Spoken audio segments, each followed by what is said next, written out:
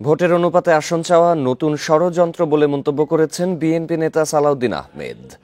অভিযোগ করেন, স্থানীয় সরকার নির্বাচন আগে চেয়ে জাতীয় নির্বাচন ব্যাহত করার চেষ্টা চলছে। এদিকে বিএনপির আরেক নেতা জয়নুল আবদিন ফারুক বলেন, আওয়ামী লীগের প্রেতাত্মারা বিএনপির বিরুদ্ধে এখনো সক্রিয়। বিকেলে রাজধানীতে আলাদা অনুষ্ঠানে এসব কথা বলেন নেতারা।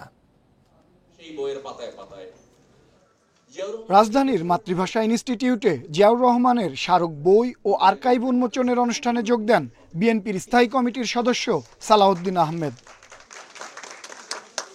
এ সময় তিনি বলেন, ভোটের অনুপাতে আসন বিন্যাস জটিল প্রক্রিয়া।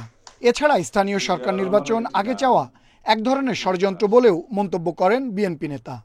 আনুপাতিক হারে নির্বাচনের কথা যারা বলছেন তাদের একটা উদ্দেশ্য আছে।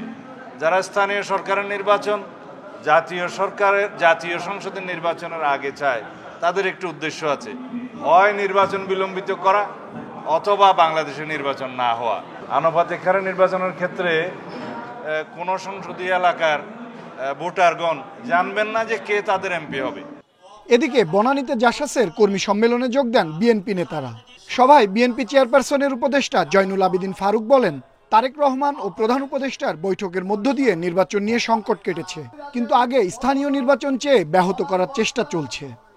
লন্ডনে যখন আমাদের নেতার সাথে বৈঠক শেষ হয়, আকাশে তারা উঠেছে, আলো বেরিয়েছে, সে আলোর পথকে আবার রুদ্ধ করে দেওয়ার ষড়যন্ত্র চলছে যে সংসদ নির্বাচন নয়, আগে হবে উপজেলা নির্বাচন। গত 15 বছর তরুণরা ভোট দিতে পারেনি, তারা এখন ভোটাধিকার প্রয়োগ করতে উদ্গ্রীব বলে জানান মঈন খান। যারা নির্যাতিত হয়েছে স্বৈরাচারী সরকারের।